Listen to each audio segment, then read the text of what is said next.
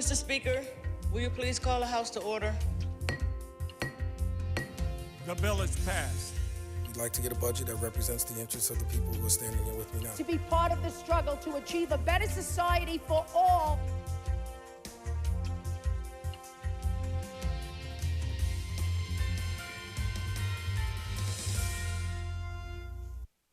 Hey there once again, everybody. Welcome to another edition of Assembly Update. I'm Mike Falvo, and joining me is Assemblyman Jeffrey Dinowitz. Sir, it's always a pleasure to have you here with us. Thank you for joining us today. Glad to be back. Well, as many people know, Governor Kathy Hochul dropped her budget proposal last week. Talk about her outline for this year's budget. A lot of things are coming out that we're learning about the proposed budget. A couple have really caught your eye, your attention, one of them being education. Really briefly, tell us what that means. Well, there's good and there's bad as far as the education piece of the budget. The governor has proposed a good increase in education funding, a 10% increase. That's great. And one thing it'll do is it will finally completely comply with the Campaign for Fiscal Equity court decision regarding foundation aid. That decision said that every child is entitled to a sound and basic education. And for many years, New York City and certain other areas of the state were severely underfunded. And so for the past several years, we've been trying to fix that problem. And this year, it's finally happening. So it's going to be a huge increase in funding. But as they say, the devil is in the details. And the one concern I have is how will the New York City Department of Education use that money? Will they properly use it? Because I'm always concerned about whether or not they're going to be putting the money into classrooms as opposed to the overbloated bureaucracy, which is no longer like it was years ago at 110 Livingston Street in Brooklyn. Now it's at the Tweed Courthouse, but nonetheless, the bureaucracy.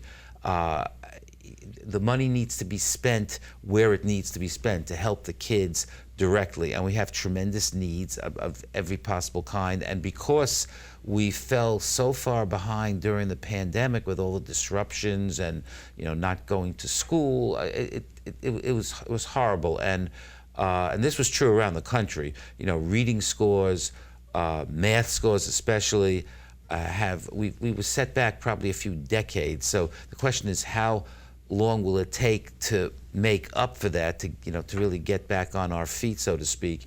And the kids who started kindergarten at the beginning of the pandemic, I suppose in many ways they were the most affected, because for the first few years of their school career, things were not the way they should be normally. But the fact that the governor has put so much money into education, I think is really excellent.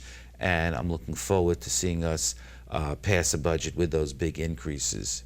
Now, when you look at the increases that are proposed in the budget, and it's not just education, there's a number of increases across the board. What are some of the increases that you are hoping will benefit the folks in your district the most? Well, the school increases obviously are very key. I mean, education is, the most important thing we do, educating our kids. But there are increases in funding for mental health, for example. That's very important, especially considering the fallout from the pandemic, the increase in crime in the past couple of years. And some of that increase is clearly due to mental health problems. And not all of it. I mean, some people commit crimes just because they're criminals.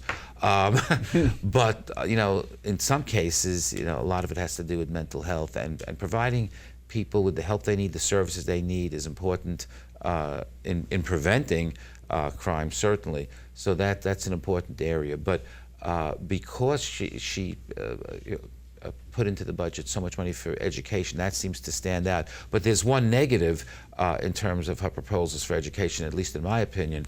She wants to significantly increase the number of charter schools in New York City. Now, many people think that's a good thing. I don't think it's a good thing. I think that that'll drain money out of our public schools, our traditional public schools, and ultimately hurt a lot of kids. There's so much fighting going on with co-locating charter schools in the same building as as regular public schools, and all too often what people see are that the charter school seems to get better material, equipment, books, everything. It's kind of like, almost makes it look like a tale of two cities within the same school building in some cases, and that's not helpful.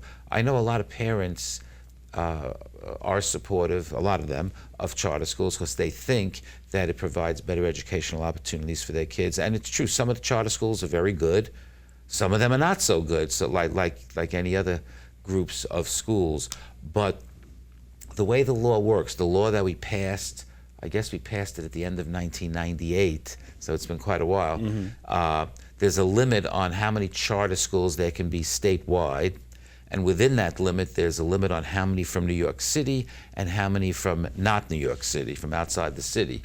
And so what the governor wants to do is, New York City has essentially reached its limit, but outside the city, they have room for more. She wants to combine the two so that the numbers can be used to increase the number of New York City charter schools, which can't be done at the moment.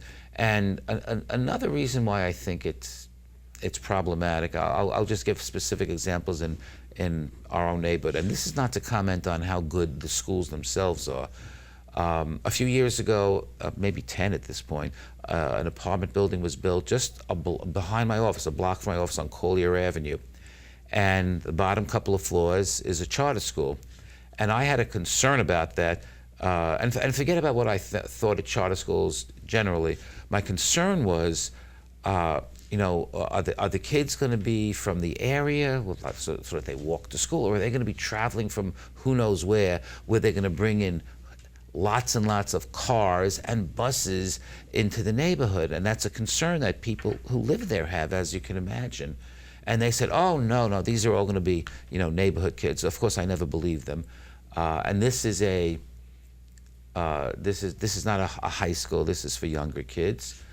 So a lot of kids do get buses. Well, lo and behold, every single day there are massive traffic jams. It ties up that whole block. And that's a problem at pretty much all schools, but it's particularly severe here because it's right off West 231st Street. So they did exactly the opposite of what they said, which is not a shocker, but it's a strain on the neighborhood. So now what's happening is that there is a charter high school on 231st and Riverdale Avenue. They got a brand new building when they opened up a number of years ago, when they moved to 231st and Riverdale. They got funding. The kids there are very fortunate to have a state-of-the-art facility, something which most kids in traditional public schools don't have. So this is a 9 through 12 high school, and from what I understand, the school seems to be doing well, which of course I'm very happy about. I think it's reasonably well regarded. But now they want to expand, and they want to include a middle school component, 6, 7, and 8. So what they've done is they've made an arrangement with a developer, in fact, the same developer who built the school on Collier Avenue. There's formerly a single-family home on West 232nd Street between Tibbet Avenue and Irwin Avenue. The home was knocked down a couple of years ago, I guess. And now what the developer is going to do is build a 7-story building there, and a 7-story building in place of a single-family home, and he's going to lease it out to this charter school so that the school on 231st Street can expand to middle school. So their plan is to have, I think, somewhere between 250 and 300 kids every single day coming to this rather quiet, small street. And they're going to have kids on, I don't know how many of the floors are going to be used for classrooms, but to me, it's like a crazy idea to have a school that's a vertical school like that. And so every day, hundreds of kids are going to be coming in. And this is like almost right around the corner from the other charter school that I mentioned. Within a 3-block radius of that location, we have 14 other schools at the moment. We have the 7 schools in the Kennedy campus. We have the Intech school. We have PS 37. We have the high school charter school that I mentioned. So that's 10 schools right there, PS 7, PS 207, the Amber Charter School on Collier Avenue, and a nursery school going up the hill on Riverdale Avenue. 14 schools, thousands upon thousands upon thousands of kids coming into this small area, and 231st Street is the main shopping, it's a hub. And now they want to bring in a few hundred more kids to this quiet residential street with all the cars and all the traffic and all the noise and all the pollution that go along with it. And that little street is not even big enough for all the parents to double and triple park their cars, which is what many of them do. So it's going to spill over onto Tibbet Avenue and Irwin Avenue. And every day, Tibbet Avenue is already a traffic jam in the morning and the afternoon. So I'm thinking, how does a school, this International Leadership Charter School, are they good neighbors or are they bad neighbors? And doing this there seems to indicate that maybe they're not such good neighbors, because why couldn't they identify a site that wouldn't have such a dramatic impact? I know they probably wanted a place close to where they are, but this is not the place. And the way the rules and regulations work, it's very easy for a charter school to basically get up and running much more quickly than a traditional public school. I mean, the rules really favor them. And the original, vote by the citywide PEP, it's called, Panel for Educational Priorities, I forget what the initials stand for, but PEP, happened over a year and a half ago, and nobody knew about it. And I like to think I'm on top of things. It was done almost in secret. So it's unfortunate. It's very unfortunate for the neighborhood. And when you really look at it, it's not just students that are going to be coming into this area. You have to consider staff, folks that are going to be working at the school, and you have to figure for every student there's maybe one or two different staff members that are going to be there in classrooms. And there'll be probably a few dozen staff people, I imagine, and I doubt any of them are walking to work. So they're all or most of them are bringing more cars into the neighborhood. Is the school providing parking? Certainly not on site. There's no room. It's the site of a former single-family home. The footprint of the site is very small. Are they going to, rent spaces in the nearby parking garages? I don't know. But that'll be further strain on the community, and they just don't care. Well, we have a little bit over a minute left. Really quickly, tell us about some of the other areas of the budget that you saw as promising that could benefit not just your district, but also the people of the state of New York. I think the governor's proposal with respect to housing, or at least part of her proposal with respect to housing, it's important because we do have to we have to create more housing in the state. I don't know that I agree with every aspect of it. I don't want to see over huge density or anything, but we need more housing. She's focusing on that. She's focusing on the mental health dollars. We need to make sure that Medicaid is funded in the way that we need it to be funded. That's something we're going to be working on during this budget process. So now budget hearings are underway. Right. In fact, I'm going to one in 10 minutes. What are you hoping to gather out of these hearings? Well, we're going to hear from commissioners, from other experts, advocates, and we really need to see what the world thinks should be the priorities in the budget. We like to get as much information as possible, and then we can, move with that knowledge to try to craft the best possible final budget.